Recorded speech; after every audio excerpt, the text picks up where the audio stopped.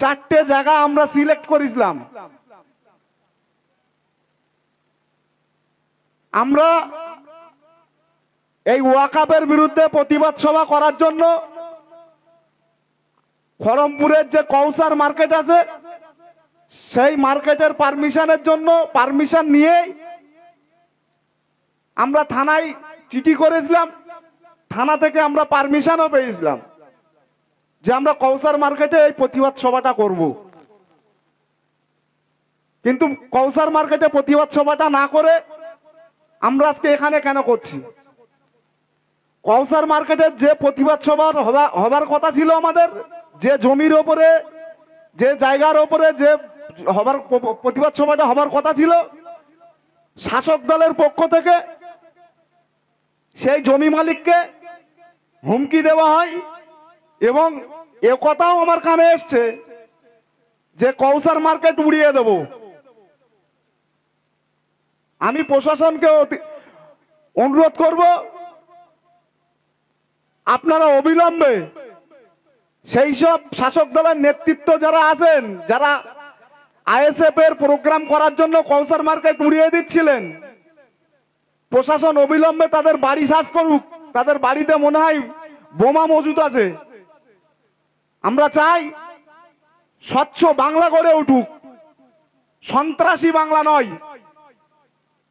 আমরা শুধুমাত্র শান্তি বজায় রাখার কারণে নওশাদ সিদ্দিকী ভাইজান বারবার আমাদেরকে শান্তির বার্তা দেয়, মিলনের বার্তা দেয়, সম্প্রীতির বার্তা দেয়।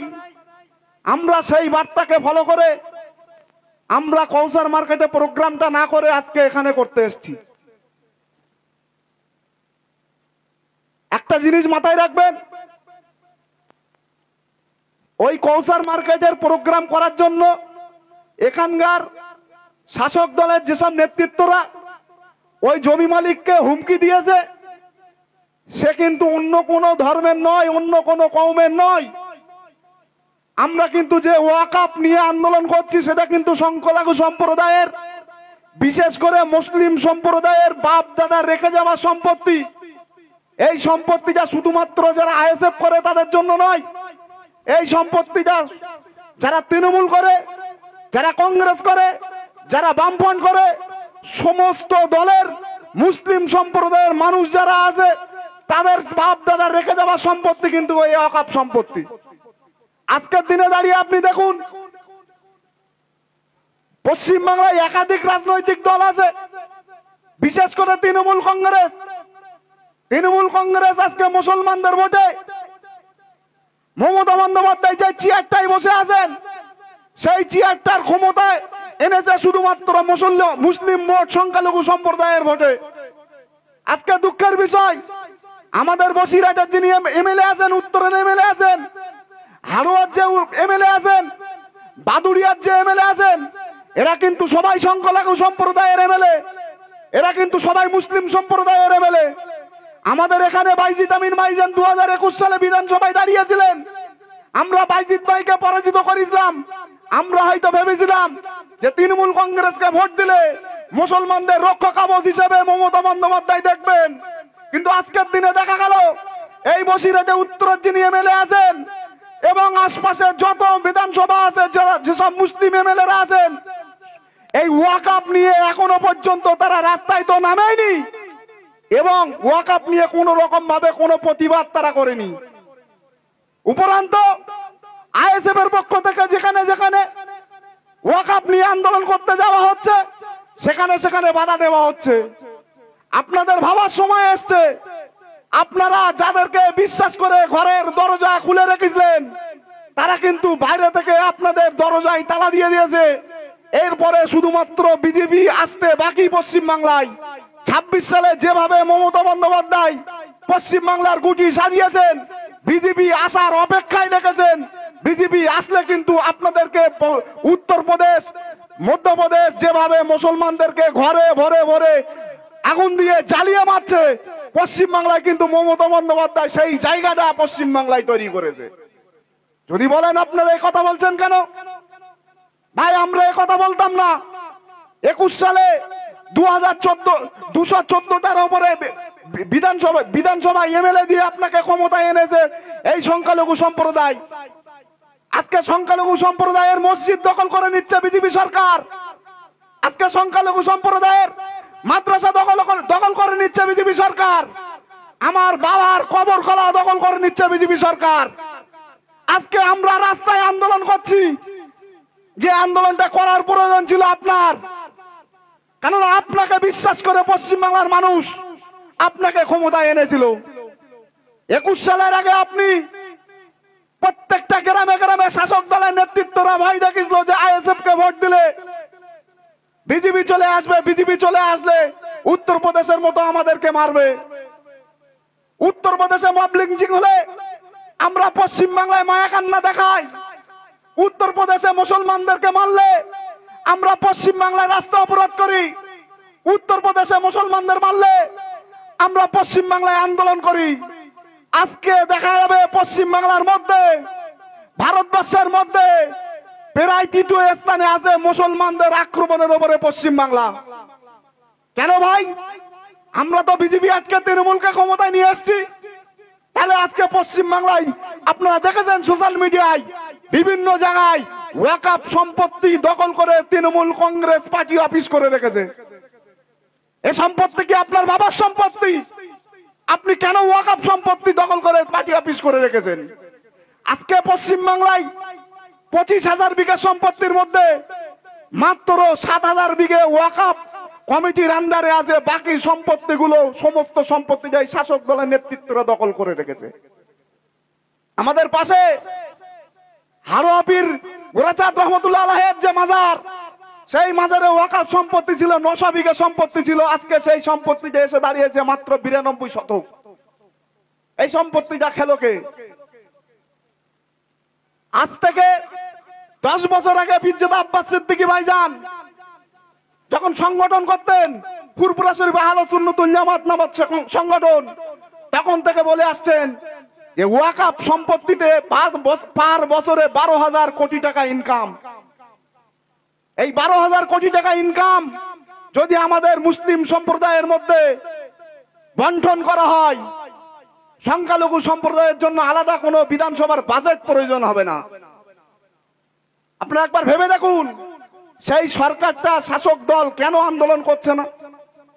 শাসক দল তো আন্দোলন করছে না আমি ধরে নিলাম, কারণ শাসক দল মাননীয় মুখ্যমন্ত্রী মমতা বন্দ্যোপাধ্যায় যে আরএসএস এর দুর্গা, সেটা আরএসএস এর প্রতিষ্ঠাতা মোহন ভাগবত, আরএসএস এর প্রবক্তা মোহন ভাগবত সেটা স্বীকার করেছেন। তাহলে পশ্চিমবাংলায় এর আগে বামফ্রন্ট ক্ষমতায় ছিল, 34 বছরের মধ্যে পশ্চিমবাংলায় আরএসএস মাত্র 250 থেকে 300 আরএসএস এর ক্যাম্প, আরএসএস এর সদস্য এখানে তৈরি ছিল। 11 সালের পর থেকে আজকের দিনে দাঁড়িয়ে আপনারা গুগল সার্চ করে দেখুন, পুরো ভারতবর্ষের মধ্যে সব থেকে বেশি আরএসএস যদি কোন রাজ্যে বিস্তার করে সেটা হলো, তার নাম হলো পশ্চিমবাংলা। আপনি বিজেপিকে আটকাচ্ছেন, আপনি ভেতর দিয়ে পুরো পশ্চিমবাংলাটা আরএসএস এর হাতে তুলে দিচ্ছেন। আরএসএস কি? আরএসএস হলো ভারতবর্ষের সব থেকে মুসলিম বিদ্বেষী যদি কোনো সংগঠন থেকে থাকে, কট্টরপন্থী সংগঠন থেকে থাকে, তার নাম আরএসএস। আরএসএস কে চালায় বিজেপি, বিজেপি কে চালায় আরএসএস। আরএসএস এর দ্বারা যেভাবে বিজেপি পরিচালিত হয়, সেইভাবে তৃণমূল কংগ্রেস পরিচালিত হয়, সেইভাবে দিল্লির আম আদমি পার্টি ঠিক সেইভাবেই পরিচালিত হয়। আর যে বামফ্রন্ট, কংগ্রেস আর যেসব সেকুলার দল আছে, তারাও মুসলমানদের ভোট পাওয়ার জন্য ওদের আগ্রহে আছে 26-এ আমরা মুসলমানদের ভোট পাবো। আমি তাদেরকেও বলি, এই ওয়াকফ আন্দোলন নিয়ে কিন্তু এখনো পর্যন্ত বামফ্রন্টের পক্ষ থেকে অফিসিয়ালি কোন রকম ভাবে কোন বিবৃতি পশ্চিমবাংলার মানুষ পায়নি। আপনারা সেকুলারিজম দেখান, সংখ্যালঘু সম্প্রদায়ের সম্পত্তি দখল হচ্ছে, আপনারা কোন রকম ভাবে টু শব্দ করছেন না। এখনো পর্যন্ত মার্ক্সবাদী দেখাচ্ছেন। আমরা মার্ক্সবাদী ঘুচিয়ে দেবো 2026 সালে, এটা মনে রাখবেন।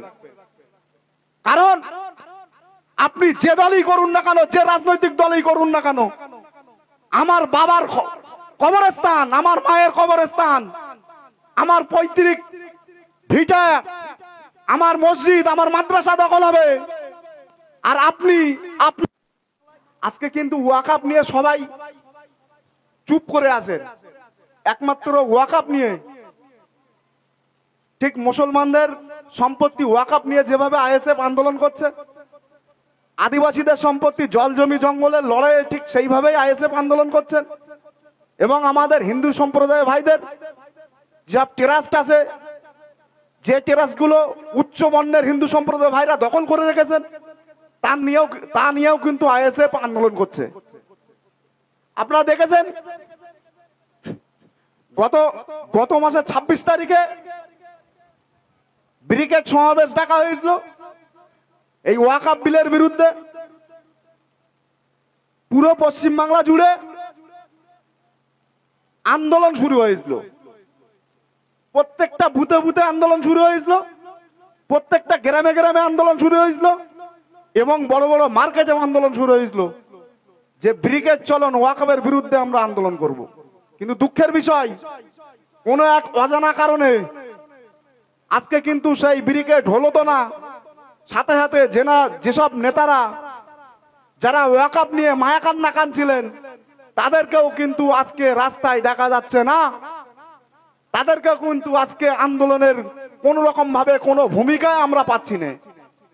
একমাত্র বাপের বেটা, গরিবের সাথে পিছিয়ে পড়া মানুষের জন্য সব সময় যিনি কথা বলেন, সেই নওশাদ সিদ্দিকী আগেও ছিলেন, আজও আছেন। আগামীতে যদি আপনারা নওশাদ সিদ্দিকীকে নাও যেতান, তারপরেও আগামীতে আপনাদের হয়েই নওশাদ সিদ্দিকী কথা বলবে। কারণ নওশাদ সিদ্দিকী যে বাড়ি থেকে বিলং করে, সে বাড়ি যে স্বাধীনতা সংগ্রামীর বাড়ি। নওশাদ সিদ্দিকী ভাইজানের যে রক্ত, যে ব্লাড বয় শরীরে, সেটা আন্দোলনের ব্লাড বয়। সুতরাং আপনারা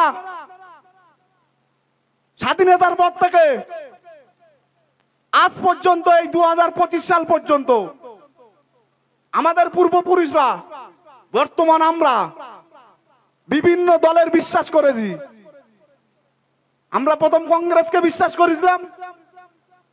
পশ্চিমবাংলায় সংখ্যালঘু সম্প্রদায়ের ভোট এতটাই বেশি, যদি সংখ্যালঘু সম্প্রদায় মনে করে কোন দিক সরকার গঠন করবে, সেটাও সংখ্যালঘু সম্প্রদায়ের হাতে। যদি মনে করে এই সরকারকে ফেলে দেবে, সেটাও সংখ্যালঘু সম্প্রদায়ের হাতে। আমরা স্বাধীনতার পর থেকে কংগ্রেসকে বিশ্বাস করেছিলাম। যে সময় কংগ্রেস 1977 সালে পশ্চিমবাংলা থেকে বিদায় নিচ্ছিলেন, বামপন্থ ক্ষমতায় আসছে, সে সময় সংখ্যালঘু সম্প্রদায় পশ্চিমবাংলায় 18% চাকরি ছিল। সে সময় সংখ্যালঘু সম্প্রদায় ভেবেছিলেন যে আমরা 40%-এর ধারে বসবাস করি, আমরা কেন 18% চাকরি নেব। তার জন্য বামপন্থকে বিশ্বাস করে 1977 সালে ক্ষমতায় নিয়ে এসেছিলেন বাংলার জনগণ। 1977 সাল পর থেকে 2011 সাল পর্যন্ত সংখ্যালঘু সম্প্রদায়ের চাকরির হার সেটা নেমে 10%-এ চলে আসলো। 2006 সালে 7 সালে যখন সাচার কমিটির রিপোর্ট বেরোলো, পশ্চিমবাংলায় আন্দোলন শুরু হলো যে 77 সালে যে সংখ্যালঘু সম্প্রদায়ের চাকরি 18% ছিল, এই বামফ্রন্টের আমলে 2011 সালের আগে সেটা 10%-এ নেমে এসছে। সংখ্যালঘু সম্প্রদায় তখন মমতা বন্দ্যোপাধ্যায়কে ভরসা করেছিলেন, মমতা বন্দ্যোপাধ্যায়কে বিশ্বাস করেছিলেন। মমতা বন্দ্যোপাধ্যায় বিভিন্ন জায়গায় মাথায় হিজাব দিয়ে, হাত তুলে দোয়া করে, বিভিন্ন মসজিদে গিয়ে, মাদ্রাসায় গিয়ে, ইফতার মজলিসে গিয়ে সংখ্যালঘুদের ভরসা জাগিয়ে 2011 সালে ক্ষমতায় এসছে। আমরাও সে সময় জেগে ভেবেছিলাম যে মমতা বন্দ্যোপাধ্যায় হয়তো সংখ্যালঘু সম্প্রদায়ের জন্য কিছু করবেন, কিন্তু দেখা গেল 2011 সাল থেকে আজকে 2025 সাল, সেই মুসলমানদের সংখ্যালঘু সম্প্রদায়ের ভোটের সংখ্যা এসে দাঁড়িয়েছে 0.02%-এ, 1%-এরও নিচে এসে দাঁড়িয়েছে।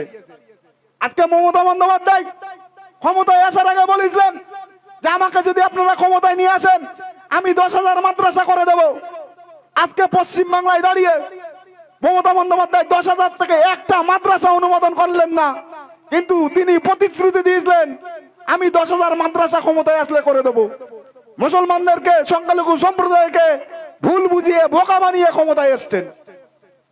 তাতে 650 যে সিনিয়র মাদ্রাসা ছিলেন, এই মমতা বন্দ্যোপাধ্যায় আমলে 450 উপরে সিনিয়র মাদ্রাসার হেড মোদাররেস, হেড শিক্ষক নেই। চক্রান্ত করে আমরা দেখেছি আমাদের পাশের রাজ্যে আসাম, আসামে যেভাবে মাদ্রাসাকে বুলডোজার দিয়ে ভাঙা হচ্ছে, আমরা তার তীব্র নিন্দা জানাচ্ছি, তার প্রতিবাদ জানাচ্ছি। তারা প্রকাশ্য মাদ্রাসা বিরোধী।